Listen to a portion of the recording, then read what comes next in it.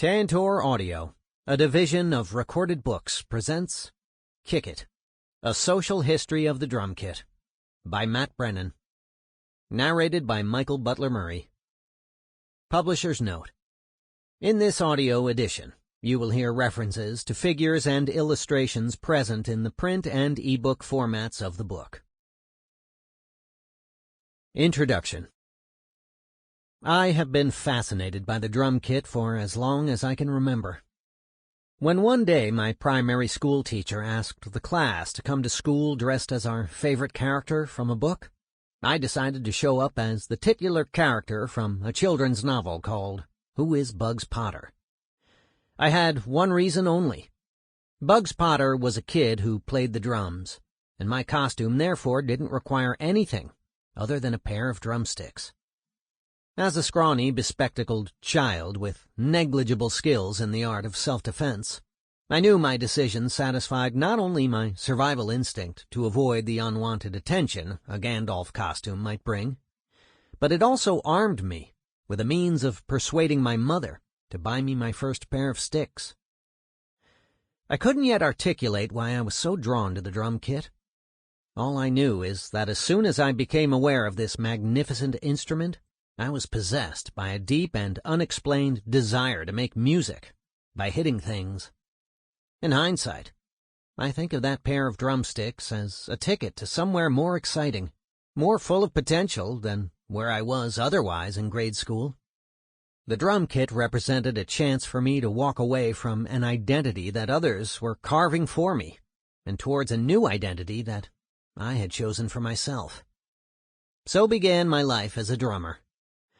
I tell this story not because I think it is unique, but rather because I think it illustrates a typical experience of finding meaning, a heightened sense of oneself, through drumming. I have since met many drummers who admitted feeling slightly at odds with the world in general, until that crucial moment, when they first took a seat behind the drum kit. The experience can often be transformative, forging a powerful sense of self-actualization. Or as my colleague and fellow drum scholar Gareth Dillon Smith is fond of saying, I drum, therefore I am. I consequently spent many years playing in bands, inevitably becoming familiar with the world of drummer jokes. The classic one being, what do you call someone who hangs around musicians? The answer, of course, is a drummer. Ultimately, however, my dual interest in drums and books led me to become an academic in a university music department. It was here, as a scholar with a primary research interest in popular music, that I encountered another divide, this time between scholars who researched popular music and those who researched serious music. The drummer jokes I had previously encountered in the rehearsal room could have easily been reformulated. What do you call someone who hangs around with musicologists? So when I cautiously revealed to academic colleagues that I wanted to write a book on the social history of the drum kit, I wasn't entirely surprised when they often reacted by asking me if I had heard of this or that drummer joke. Of the many jokes I was told, the next one may be my favorite. A man walks into a bar and says to the bartender, "Hey, want to hear a great drummer joke?" The bartender takes a hard look at the man and replies, "Before you go and tell your drummer joke, I think it's only fair to warn you that I'm actually a drummer myself. The two tough-looking bikers propping up the end of the bar are also drummers. The pair of sumo wrestlers sitting in the back are drummers too. Even the two police officers at the table in the far corner are drummers. So you might want to think twice before telling your joke in this bar." The man looks at the bartender and says, "Well, thanks for warning me. I wouldn't want to have to explain it 7 times. I initially didn't want to mention drummer jokes at all in this book. After all, it risked trivializing what I considered to be an under-examined subject, one that was worthy of serious study. The drum kit, drummers, and drumming deserve a history that accords them the appropriate dignity and respect. The drum kit is a real instrument, drummers are real musicians, and drumming is a real art form. Surely, in the 21st century, we could all agree on that. And yet, The more that friends and colleagues persisted in sharing their drummer jokes with me, the more it caused me to wonder, why do these jokes survive? What function do they serve? And how old are they anyway? In short, what do drummer jokes have to tell us about the changing status of the drum kit in society over time? Perhaps the most famous example of the drummer as an object of mockery is the character of Animal from The Muppet Show, who first appears in the program's pilot episode in 1975. Legend has it that Animal's character was inspired by Keith Moon, but there is no evidence in the original sketches for the character that suggest he was based on any one drummer in particular. Instead, the sketches show a vague caricature of the primitive tribal savage, which was a not uncommon way at that time of representing figures from rock and roll culture more broadly. Were there drummer jokes prior to 1975? After some archival digging, I came across an article in the London music paper Melody Maker entitled "The Funny Thing About Drummers" from 1965. Although the article's prose has not dated all that well, the message remains clear. There are two sorts of musicians, drummers and the rest. Why do drummers all think they play musical instruments? About 1 million man-hours are lost in rehearsal time every week because the drummer can't stop clattering while the guitarist is trying to work out the chords. In the same article, the writer suggests, drummers never read anything but The Dandy and Beano, which are two well-known British children's comics. While he stopped short of suggesting that drummers are totally illiterate, his caricature of their likely reading habits was clearly intended to poke fun at the supposed low mental age and corresponding intellectual ability of the typical drummer. In another music paper called Crescendo, an article, also from 1965, alludes to a jazz drummer retiring his sticks because he got fed up with the old cracks of 10 musicians and a drummer. This was interesting, not least because the drum kit's most famous prankster, Keith Moon, who joined The Who in 1964 and was known in his lifetime as Moon the Loon, was not yet famous enough to influence any British preconceptions about drummers. Instead, as the article suggested, it was clear such jokes were already old by the 1960s. Were there drummer jokes prior to 1965?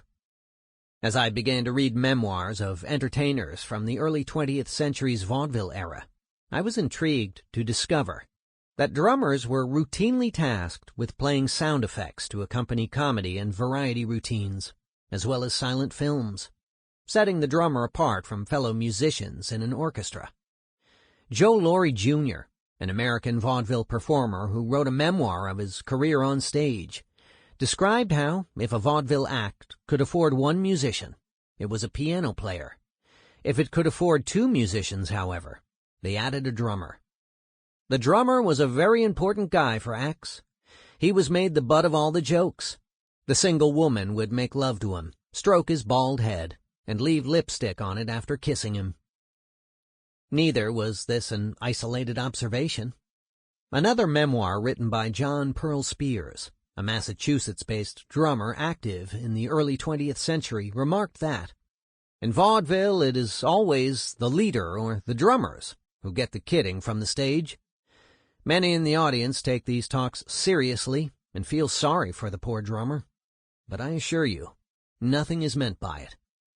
One afternoon I met a friend of mine after the matinee, who remarked to me about the terrible calling down I received from the stage that afternoon, and how he pitied me to have it happen before so many people. I told him to come back that evening, as I would get the same call down again. These are the things that bring in the tips. Were there drummer jokes prior to the 20th century? Back in the archives, I came across an article in the New York Times, dating from 1884, entitled "The Orchestra at Work," which described a typical day in a Manhattan theater leading up to the evening's performance. The journalist notes that the first member of the orchestra to arrive is invariably the drummer, who also acts as the orchestra's librarian, responsible for distributing the music scores before setting up the numerous percussion instruments required for the evening show. He then dives down into the band room to bring up the assortment of percussion instruments required and carefully assembles them in the orchestra pit. Over the course of the afternoon, other members of the orchestra trickle into the theater in the run-up to showtime, and it is only moments before the curtain rises that the high-prestige players, the first violins, finally appear. Self-important, accomplished musicians, jovial companions, and marvelous consumers of beer, they bounce in at almost the last minute and begin to crack jokes at the expense of the drummer. This small revelation was added to a growing pile of evidence illustrating just how deeply the marginalization of the drummer was embedded into Western musical culture. Were there drummer jokes prior to the 19th century? If I was to ever get started on the history of the drum kit proper, I would have to move more quickly. So I went to the earliest known printed treatise on musical instruments in Western culture, the Musiker getuscht und angezogen, from the early 16th century. Written by a German priest, composer, and chapel singer named Sebastian Verdung, and published in 1511. The Musiker getuscht is a compendium of musical instruments, describing in detail their construction and role in music of the period. Interestingly, Verdung chose to exclude drums from detailed analysis in his treatise, offering the explanation translated next. They greatly disturb the peace of honorable, virtuous old people, of the sick and ailing, of the religious in cloisters, who have to read, study, and pray. And I believe and consider it the truth that the devil invented and made them, for there is absolutely nothing pleasant or good about them. On the contrary, they cause a smothering and a drowning of all sweet melodies, and of the whole of music. For if beating or making a loud noise is supposed to be music, then the hoop-makers, or the coppersmiths, or the coopers must be musicians as well. But that is pure nonsense. And there it was, over 500 years before I embarked on the research for my own book, a drummer joke buried in the oldest study of musical instruments known to man.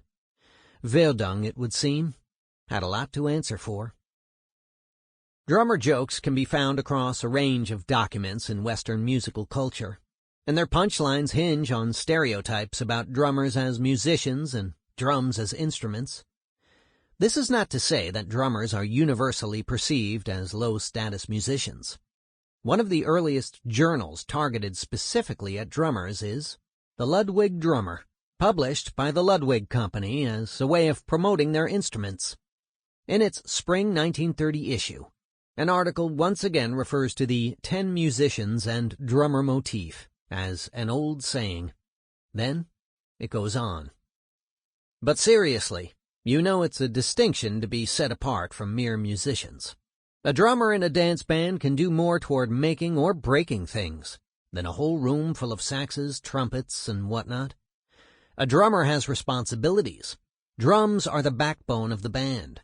It's up to them to put rhythm, swing, lift, life, and pep into an ensemble. Mr. Percussionist must not only play well himself, but he must furnish a moving background or foundation that will spur the band on to the perfect swing with a lift that will result in the most inspired playing and improvising. This, I thought, was more like it. From my perspective, the impact of the drum kit on the history of music is both incalculable and undeniable. From the end of the 19th century onwards, Anglo-American popular music was accompanied more often than not by the sounds of the kick drum, snare drum, and cymbal.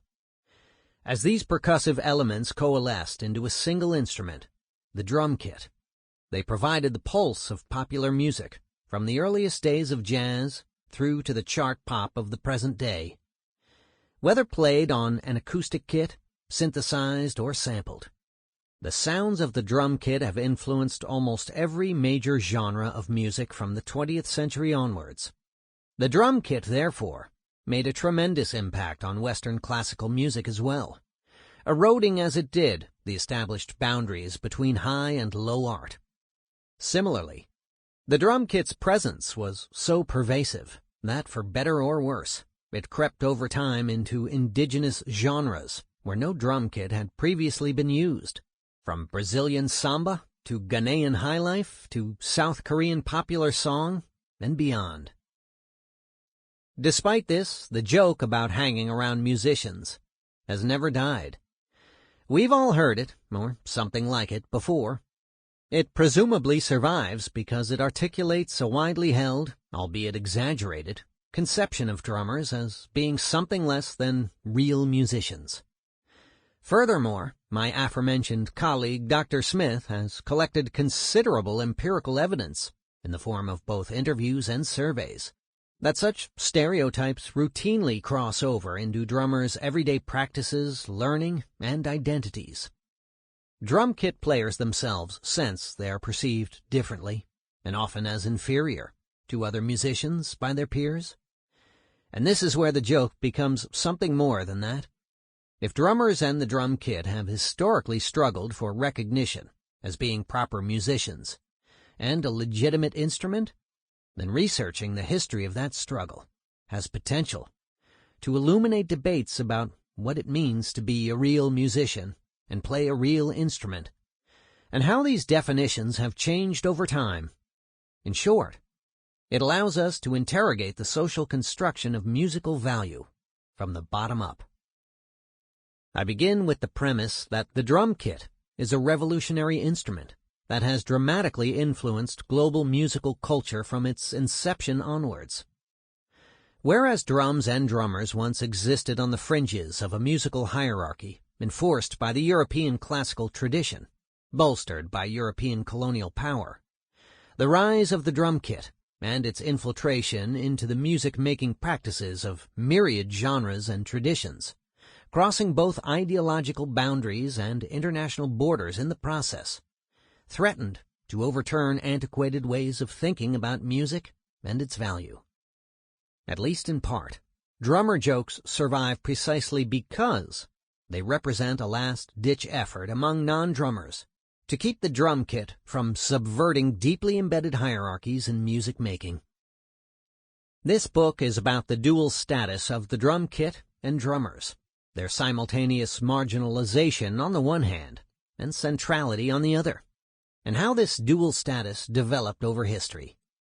To put it another way, what follows is a social history of the instrument, the story of the drum kit, drummers, and drumming in society. It is also therefore a book about the relationship between musical instruments, people, and culture. Steve Waxman has eloquently summarized the various merits of researching music history through a focus on instruments. Far from mere tools used in the making of music, musical instruments stand at the intersection of a range of processes that, together, make up the cultural phenomenon that we recognize as music. Instruments are commodities, the sale of which represent an often unrecognized aspect of the business of music. They are material objects, subject to variations in design, and often tied to broader shifts in the technological basis of music making. They are visual icons that can be used to promote a record, to enhance the appearance of a performer, or to admire for the craft that has gone into them. Musical instruments are sources of knowledge, the material embodiment of musical theory and technique. They are cultural resources that can be used to transmit long-held traditions or to enact far-flung innovations. And of course, musical instruments are sound-producing devices, without which music could hardly be said to exist at all.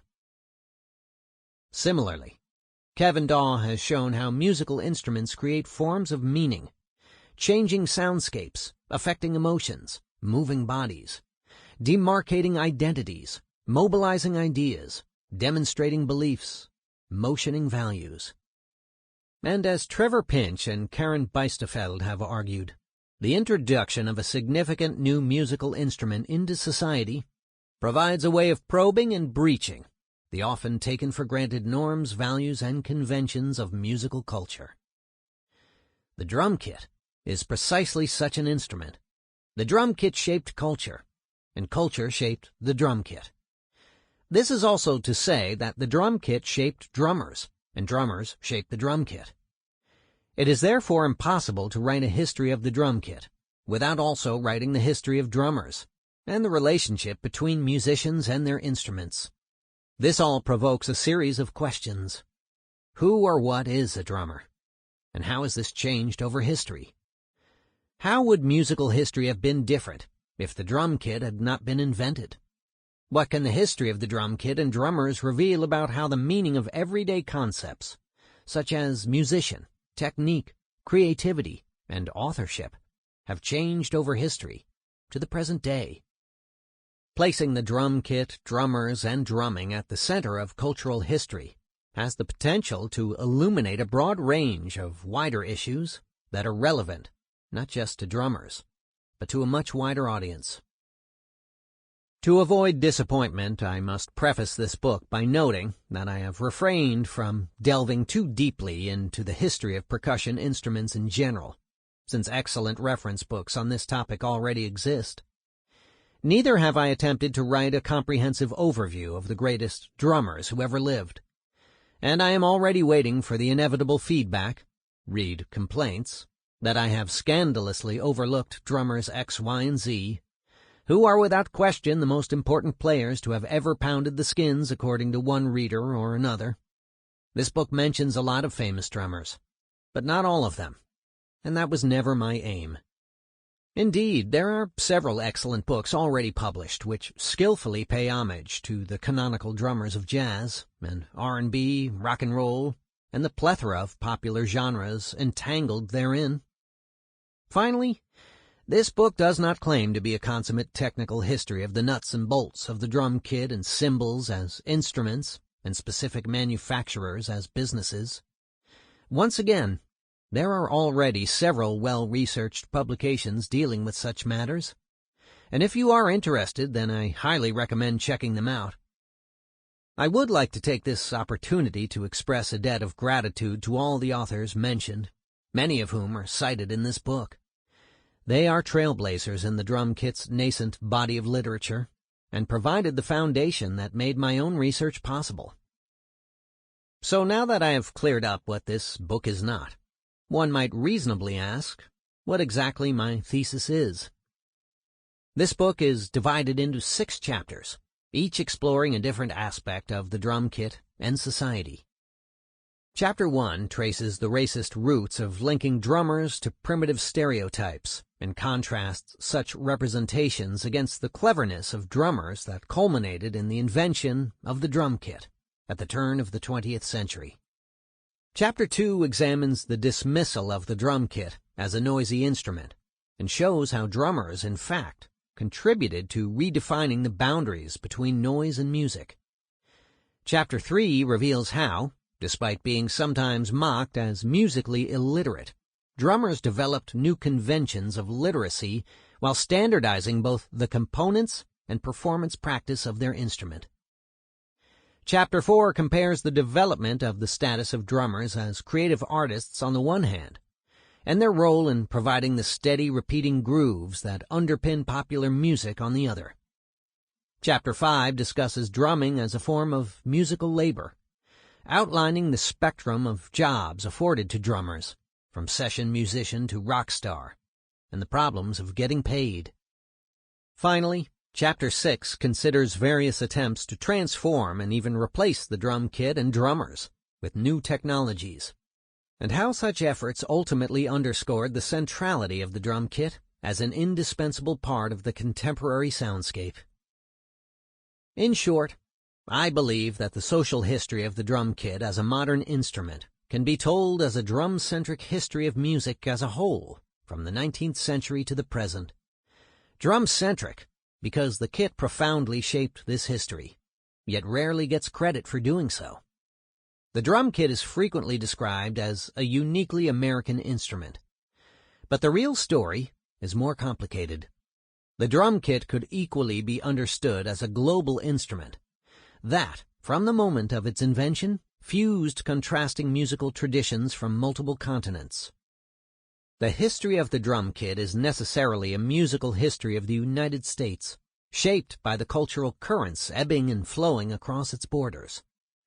Through the lens of the drum kit, this book charts the history not only of America's outward cultural impact, but also The International Musical Cultures That Influenced America. It aims to situate the story of the drum kit within larger narratives, including the changing dynamics of music business, education, creativity, race and gender relations, human migration, and the unstable divide between high and low culture. And if that sounds like too grand an ambition, then simply think of this book as an attempt to make sense of the history of the status of the drummer as a musician, the drum kit as an instrument, drumming as a practice, and how they have interacted with the wider world as viewed from behind the kit. Let's kick it. 1. Clever drummers, primitivism, entrepreneurialism, and the invention of the trap drummer's outfit. Question: what do you call a drummer with half a brain? Answer: gifted. Author unknown. The simplicity of construction of a drum as opposed to the complexity of stringed instruments is held out as a reason for its being the most primitive instrument. But compare existing illustrations of primitive instruments, and you will see that the primitive bow, or guitar, or zither, lyre, or harp, or whatever you may call it, is the simplest, the flute and tube coming next, while the drum, in ancient days not rarely a richly ornamented work of art, is the most complicated. Richard Wallachek, Primitive Music, 1893. Drummer stereotypes exist in abundance, each with its own history to trace. But if one underpinning stereotype acts as a common thread across all the rest, it is surely the assumption that drummers are unintelligent. When drummers get pigeonholed as inferior to real musicians, noisy, illiterate, uncreative, broke, or replaceable, the unspoken root cause is their alleged stupidity. There are several well-known jokes that hinge on this stereotype. How can you tell if the stage is level when the drool comes out both sides of the drummer's mouth? Did you hear about the bass player who locked his keys in the car? He had to break a window to get the drummer out. The roots of this stereotype lie in the assumption that drumming is a primitive musical practice, with the correlative and equally false assumption that playing other instruments, usually those associated with the European classical tradition, is somehow more progressive, advanced, or modern. During the drum kit's infancy, manufacturers seemed at pains to emphasize this perceived distinction and recast the drum kit as a modern instrument. William F. Ludwig Sr., the founder of the famous drum kit manufacturer, for example, penned an article in 1926 asking, "Has the modern drummer arrived, or is he still in the making?" This is a question that should interest all active drummers. The concept of the modern or progressive drummer was also apparent in the publication Leady Drum Topics, a newsletter for drummers that advertised the latest Leady drum gear, then one of the key rival manufacturers to Ludwig. A Leady article from the same year argued that the progressive drummer of today is no longer the tail end of the band or orchestra. He is an important person in the world of music, dancing, and entertainment. Tellingly, however, the Leady article reveals some of the ideological baggage underpinning the description of a drummer being modern or progressive, namely that the words were implicitly intended to contrast against preconceptions of drumming as a primitive or savage activity. The article gives a dubious and sweeping account of how the progressive drummer began. Imagine a time when there was absolutely no music in the world, and then we can imagine how a savage, probably by accident, first struck two pieces of wood or stone together at regular intervals. And, judging from what we read of savages today, we can imagine how pleased and interested he would be. Rhythm, then, is the oldest element of music, as the drum and its kind are the oldest of musical instruments. To make this distinction even more explicit, the top left-hand corner of the article features an illustration of a progressive drummer, strutting in a three-piece suit and trench coat, sporting a fedora hat and holding a snare drum case. every bit the 1920s urban sophisticate. In the bottom right-hand corner... Sample complete. Ready to continue?